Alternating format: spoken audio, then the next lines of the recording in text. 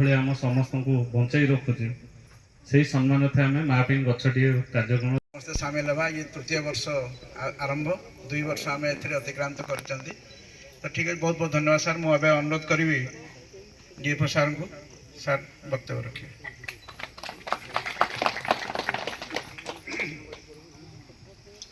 जय जगन्नाथ। मंचासीन सम्मानीय एमएल महोदय, उपस्थित ठाकुरमुंडा बीडीओ महोदय, उपस्थित मोर ठाकुरमुंडार range officer, forester, forest guard एवं समस्त वन कर्मचारी, उपस्थित स्थानीय भाई भौणी माने, श्रद्धेय छात्र छात्री माने आउ सांबादिक भाई माने, कम करा आपण मैंने जानिथिबे वन महोत्सव पालन करा जो वन महोत्सव होती खाली होनी सारा भारत वर्ष होता जुलाई 1 रु जुलाई 1 रु 7 तारिख पर्यंत हो वर्षार आगमन रे एटा पालन करा जाए। कारण वर्षा टिके पानी पड़ो गछ आम लगेले बंची बेसी आमको जत्न करने को पड़ो ना। एक कथा आम जमी चाष करूँ यहीटा गोटे चाष जंगलर चाष ठीक भाव गछ जदि आम लगेबा ताकू गात खोलिबा सार दबा जत्न करवा बाड़ दबा प्रोटेक्शन करवा तेबे जाकि गछटा बंची पाए।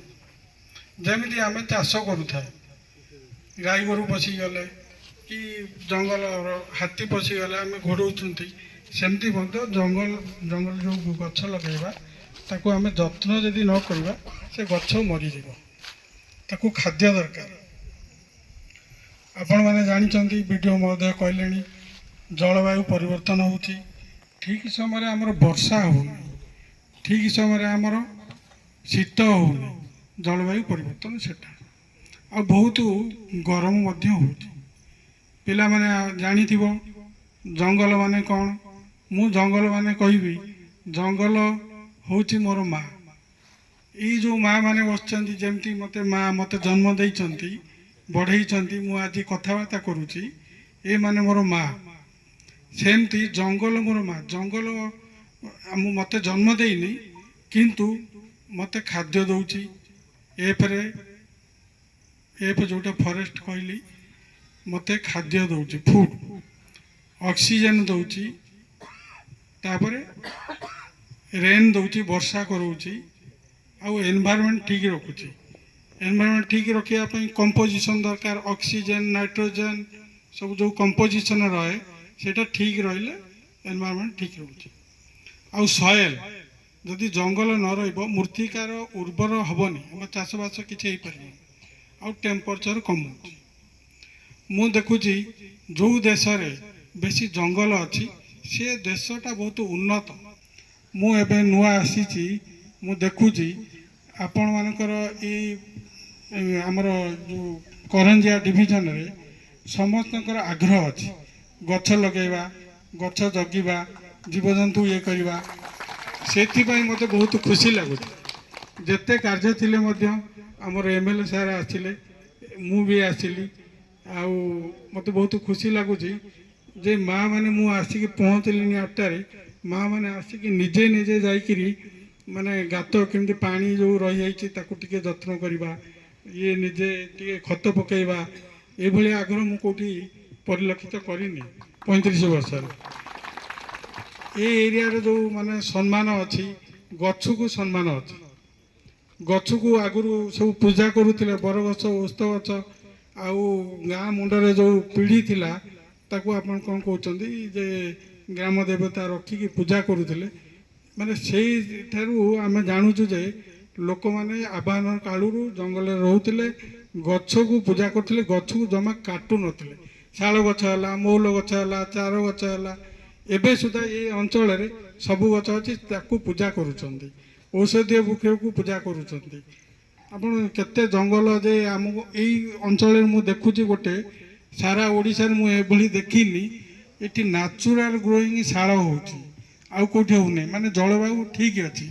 ଏଇଟା ଛୋଟନାଗପୁର ପ୍ଲାଟୁ ମାନେ ସ୍ତରଟା ଝାଡ଼ଖଣ୍ଡ ଛତିଶଗଡ଼ ଏମିତି ଯାଇଛି ଓଡ଼ିଶା ଏ ଛୋଟନାଗର ପାଟୁ ଏଠି ସବୁ ଶାଳ ଜଙ୍ଗଲ ଅଛି ଶୁଖା ପତ୍ର ଖରାଦିନେ ପଡ଼ିଯାଉଛି ପୁଣି କ'ଣ ହେଉଛି ଶାଳ ଗଛ ସେଠି ଏଇଠି ବେଶୀ ଅଛି କିନ୍ତୁ ଶାଳ ନିଜେ ନିଜେ ମଞ୍ଜି ପଡ଼ିକି ହେଇଯାଉଛି ଅନ୍ୟ ଏରିଆରେ ମଞ୍ଜି ପଡ଼ିଲେ ସୁଦ୍ଧା ହେଉନି ସେଇଟା 24 ଘଣ୍ଟା ଭିତରେ ସେଇଟା ଜର୍ମିନେସନ୍ ହୁଏ ଗଜା ଫୁଟିବ ମାନେ ଗଛରେ ଯଦି ଜଳବାୟୁ ଠିକ୍ ଥିବ ଟେମ୍ପରେଚର୍ ସଏଲ୍ ତାହେଲେ ଗଛଟା ହେଉଛି ମୁଁ ଅନୁଭବ କରୁଛି ଏ ଅଞ୍ଚଳରେ ପୁରା ନ୍ୟାଚୁରାଲ୍ ହେଉଛି ଶାଳ ଯେଉଁଗୁଡ଼ାକି ଆପଣମାନେ ଦିନେ ମାନେ ତାକୁ ତୋଳିକି ଆପଣ ଜୀବିକା ନିର୍ବାହ କରୁଛନ୍ତି ତେଣୁକରି ଶାଳଟା କେତେ ଉପକାରିତା ଆପଣ ଜାଣୁଥିବେ ତେଣୁକରି ମୁଁ ଏତିକି କହିକି ମୁଁ ବକ୍ତବ୍ୟ ଶେଷ କରୁଛି।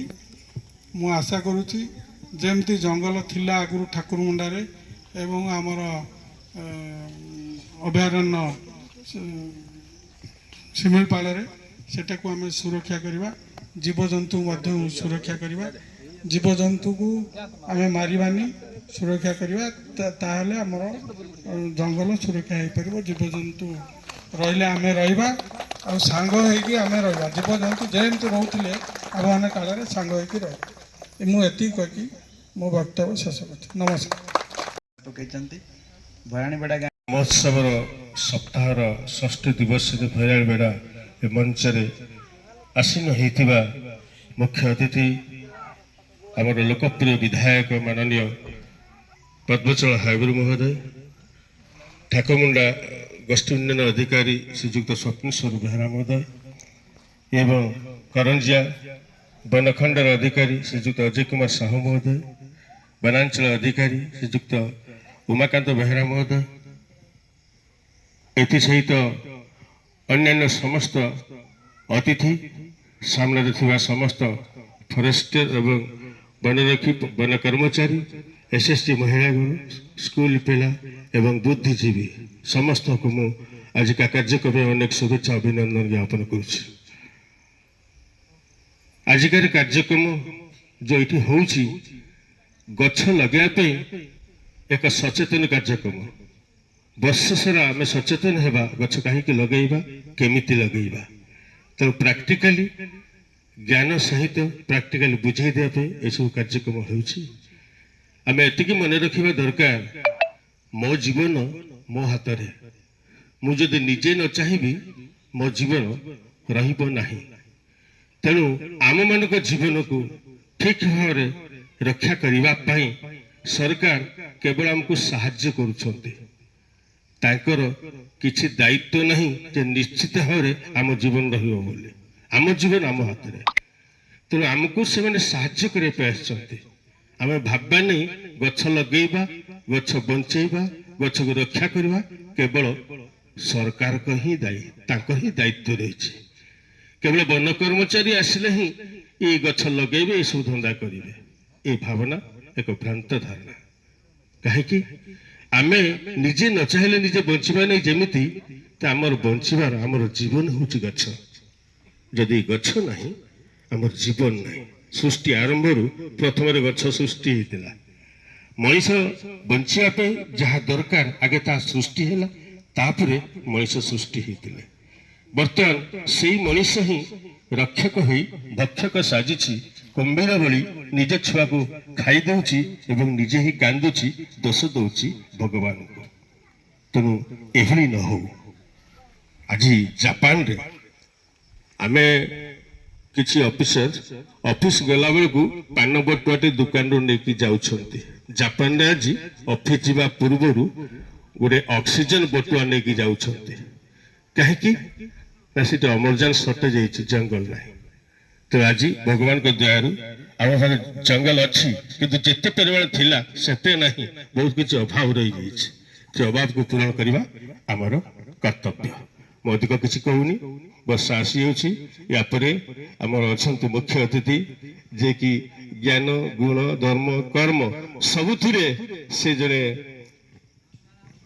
ପୁଙ୍ଗବ ଅଛନ୍ତି ନିଶ୍ଚିତ ଭାବରେ ତେଣୁ ତାକୁ ମୁହଁରୁ ନିଶ୍ଚିତ ସଂକ୍ଷିପ୍ତ ହେଲେ ବି ତାହା ଆମମାନଙ୍କ ପାଇଁ ମନ୍ତ୍ର ହେଇଯାଇପାରେ। ଧନ୍ୟବାଦ। ରେଞ୍ଜର ଉମାକାନ୍ତ ବେହେରା ମହୋଦୟ, ପଦ୍ମଲୋଚନ ବାବୁ, ସମସ୍ତଙ୍କ ପ୍ରିୟ ଏବଂ ଶିକ୍ଷକ ଗୁରୁଜୀ ମହୋଦୟ ସମସ୍ତଙ୍କର ନମସ୍ୟ। ସାମ୍ନାରେ ଥିବା ଆମ ସ୍କୁଲ ପିଲାମାନେ, SSG ଗ୍ରୁପର ମାଆ ମାନେ, ବୁଦ୍ଧିଜୀବୀ, ଆମର ପତ୍ରକାର ବନ୍ଧୁ, ଆଜି ଯେଉଁମାନଙ୍କ ପାଇଁ ଆୟୋଜନ ଆମ ଫରେଷ୍ଟ ବିଭାଗର ସମସ୍ତ କର୍ମଚାରୀ ବୃନ୍ଦ ସମସ୍ତଙ୍କୁ ମୋର ଆଜିର ଶୁଭ ଦିନ ଅଭିନନ୍ଦନ ଏବଂ ଧନ୍ୟବାଦ। ଆମେ ସମସ୍ତେ ଆମର ଅତିଥି ବୃନ୍ଦ ଆପଣମାନଙ୍କୁ ବହୁତ କଥା କହିସାରିଛନ୍ତି। ମୁଁ ଖାଲି ଗୋଟେ ଦୁଇଟି ପଏଣ୍ଟ କହିବି ଯେ ଆମେ ଜନ୍ମ ହେଲୁ କେମିତି। ଆଜି 77ତମ ବନ ମହୋତ୍ସବ, ଇଏ ମହୋତ୍ସବ ଆଜି 6ଠ ଦିନରେ ପହଞ୍ଚି। ମହୋତ୍ସବ ମାନେ କ'ଣ? ଗୋଟେ ପର୍ବ। କାହିଁକି ପର୍ବ କରୁ? ପର୍ବ କାହିଁକି କରୁ? এটা ଆମର ଉନ୍ନତି ପାଇଁ, ଆମର ବିକାଶ ପାଇଁ, ଆମେ ବଞ୍ଚିବା ପାଇଁ ପୂଜାପାଠ କରୁନୁ? ଯାହା ପର୍ବ ହେଉଛି ପୂଜାପାଠ କରୁଛ ନା ନାହିଁ? ଆଜି 77 ବର୍ଷ ପରେ ଯେଉଁ ମହୋତ୍ସବ ପାଳନ କରୁଛୁ, ସେ ମହୋତ୍ସବର ଅବସ୍ଥା ଖରାପ ହେଇଗଲାଣି। କ'ଣ ନାହିଁ ନା ଜଙ୍ଗଲ ସରିଗଲାଣି। ଏ ଜଙ୍ଗଲ ସରିଗଲେ ଆମର କ'ଣ ହେଉଛି କହିସାରିଛନ୍ତି। କିନ୍ତୁ ସୃଷ୍ଟି କେମିତି ହେଲା? ଜଳ ଆସିଲା, ପଥର ଆସିଲା, ଗଛ ଆସିଲା। ଟିକେ ପୂର୍ବରୁ କହୁଥିଲା ମୋର ପଦ୍ମଲୋଚନ ବାବୁ, ଗଛ ଆସିଲା, ଗଛ ପରେ ମଣିଷ ଆସିଲା। ମଣିଷ ବଞ୍ଚୁଛି କେମିତି? କାହାକୁ ସାହା ଭରସା କରୁଛି? ଗଛକୁ ଯଦି ସାହା ଭରସା କରୁଛି, କାଲି ଆମର ପୂର୍ବପୁରୁଷ ମାନେ ଯେଉଁମାନେ ଥିଲେ, ସେମାନେ ଯେଉଁ ପ୍ରକାର ଚଳୁଥିଲେ, ପାଣିର ଅଭାବ ନଥିଲା, ବାୟୁ ଦୂଷିତ ନଥିଲା, ସବୁ କଥା ଭଲ ଥିଲା, ଜଙ୍ଗଲରେ ବି ଚଳି ପାରୁଥିଲେ। ଆଜି ଆମେ ଅନୁଭବ କରୁଛୁ ତ କ'ଣ ଅବସ୍ଥା ଅଛି। ଦେଶର କଥା ଆମେ ଛାଡ଼ିଦେବା, ଆମ ଅଞ୍ଚଳ କଥା ବି ଆମେ ଦେଖିବା ଯେ ଆମ ଅଞ୍ଚଳରେ କେବେ ଠାକୁରମୁଣ୍ଡା ଅଞ୍ଚଳରେ ପ୍ରାୟତଃ ମରୁଡ଼ି ହେଇନାହିଁ। 71 ମସିହାରେ ଯାହା ଅଭାବ ଥିଲା ସମସ୍ତେ ଅନୁଭବ କରିଥିବେ, ଯେଉଁମାନେ ବୟସ୍କ ଲୋକ। ସେତେବେଳେ କ'ଣ ସେ କରତ ଗୁଣ୍ଡ ଖାଉଥିଲେ, ପଞ୍ଚାୟତ ଅଫିସ ମାନଙ୍କରେ ରୋଷେଇ ହେଉଥିଲା। ଇଏ ସବୁ ଅନୁଭବ ଆଜି ପର୍ଯ୍ୟନ୍ତ ଆମ ଜୀବନରେ, ଆଜି ପର୍ଯ୍ୟନ୍ତ ମୁଁ ସେଟା ଅନୁଭବ କରିନି। ଆମର ଏଠି କିଛି ଜଳବାୟୁ ହେଇନାହିଁ କି ଆମର ଚାଷ ଭଲ ହେଇନି। ଖରାପ ହେଇପାରେ, କିନ୍ତୁ ଚାଷ ଧାନ ଆମେ ବର୍ଷ ପାଇଁ ଖାଇପାରୁଥିବୁ ଯେଉଁମାନେ ଚାଷ କରୁଛନ୍ତି। ହଁ କି ନାଇଁ? ଅଭାବ କମ୍, ମରୁଡ଼ି କମ୍ ହେଇଛି। କାହିଁକି ନା ଇଏ ଏସିଆର ସବୁଠାରୁ ବଡ଼ ଜଳବାୟୁକୁ ନିୟନ୍ତ୍ରଣ କରୁଛି। ପୂର୍ବ ପଶ୍ଚିମ, ଉତ୍ତର ଦକ୍ଷିଣ, ଉତ୍ତର ପୂର୍ବ ସେଇ ଦକ୍ଷିଣ ପଶ୍ଚିମ ଉତ୍ତର ପୂର୍ବ ମୌସୁମୀ ବାୟୁ ଇଏ ନିୟନ୍ତ୍ରଣ କରୁଛି ଆମର ଶିମିଳିପାଳ। ଇଏ ବହୁତ ବଡ଼ କଥା, ଆମେ ଅନୁଭବ କରୁନାହାନ୍ତି। ଯେଉଁଥିରେ ଗଛ ଥିଲେ ଯାଇ, ଗଛକୁ ଆଧାର କରିକି ହିଁ ଆମେ ବଞ୍ଚିଛୁ। ଗଛ ନଥିଲେ ଆମେ ବଞ୍ଚିପାରିବା। ଅକ୍ସିଜେନର କଥା କହୁଥିଲେ। ତେଣୁ ଗଛକୁ ସେଇଥିପାଇଁ ଆମେ ମା ବୋଲି ଭାବୁଛୁ। ଗଛ ନହେଲେ ଆମେ ବଞ୍ଚିପାରିବାନି। ମା ନଥିଲେ ଆମେ ବଞ୍ଚିଥାନ୍ତେ ନା ଏଇଭଳି ଅବସ୍ଥାରେ ଏଠି ବସିଥାନ୍ତେ? ମା ଥିଲା ବୋଲି ଆମେ ବଞ୍ଚିଛୁ। ସେଇ ମା ଆଜିର ଅବସ୍ଥା ଦୁରବସ୍ଥା ହେଇଛି। ତା ପାଇଁ ମା ପାଇଁ ଗଛଟିଏ, ସେଇଥିପାଇଁ ଆମର ପ୍ରିୟ ପ୍ରଧାନମନ୍ତ୍ରୀ କହିଲେ ମା ପାଇଁ ଗଛଟିଏ ଲଗାଅ।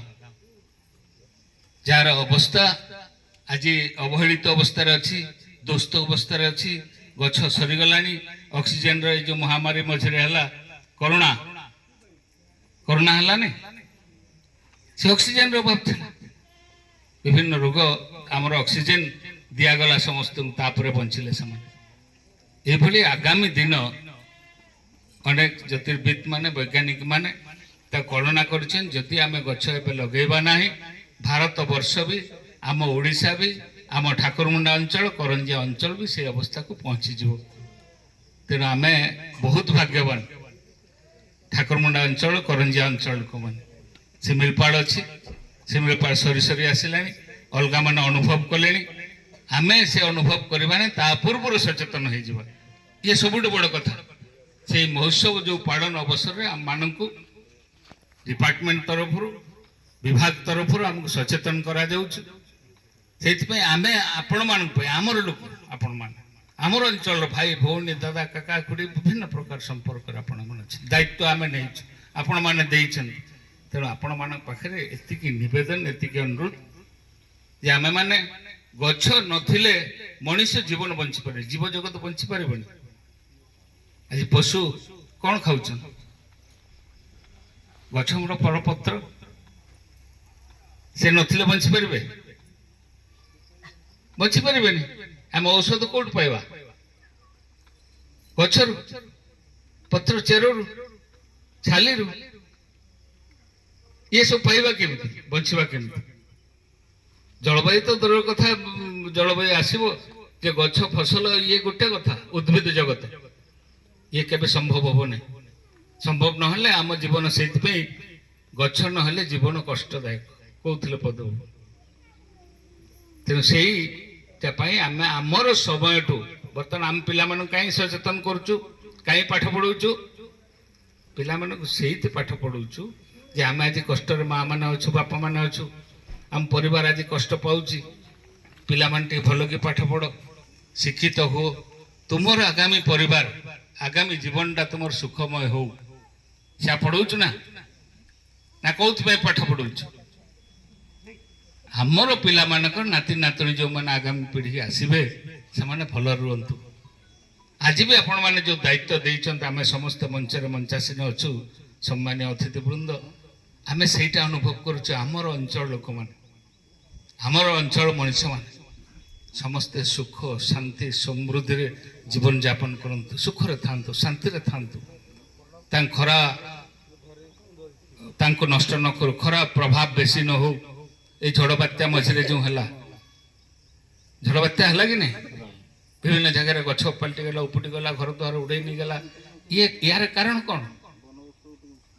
ଯେଉଁମାନେ ପାଠ ପଢ଼ିଛନ୍ତି ସମସ୍ତେ ଜାଣିଛୁ ଯେ ଗୋଟେ ଜାଗା ଗରମ ହେଇଗଲା, ଆର ପଟେ ଥଣ୍ଡା ବାୟୁଟା ଆସିକି ସେଠି ଘୋଡ଼େଇଗଲା, ଘୂର୍ଣ୍ଣି ବାତ୍ୟା ହେଲା। ଖଣ୍ଡିଆ ଭୂତ ଆମେ ଦେଖିଛୁ। ଇଏ ବଡ଼ ଧରଣ ହେଲା, ଗୋଟେ ଘୂର୍ଣ୍ଣିଝଡ଼ ହେଇଗଲା। ସେ ଆଖପାଖରେ ଯାହା ଘର ଅଛି, ଗଛପତ୍ର ଯାହା ଅଛି, ସବୁ ଉଡ଼େଇକି ନେଇଗଲା। ଇଏ ଯଦି ଗଛ ଆମର ଭଲ ଭାବରେ ଥାନ୍ତା, ସେ ଗଛ ଯେଉଁ ଜାଗାରେ ଅଛି, ଯେଉଁ ଜାଗାରେ ଥଣ୍ଡା ଅଛି, ସେ ଜାଗା ଆସିବନି।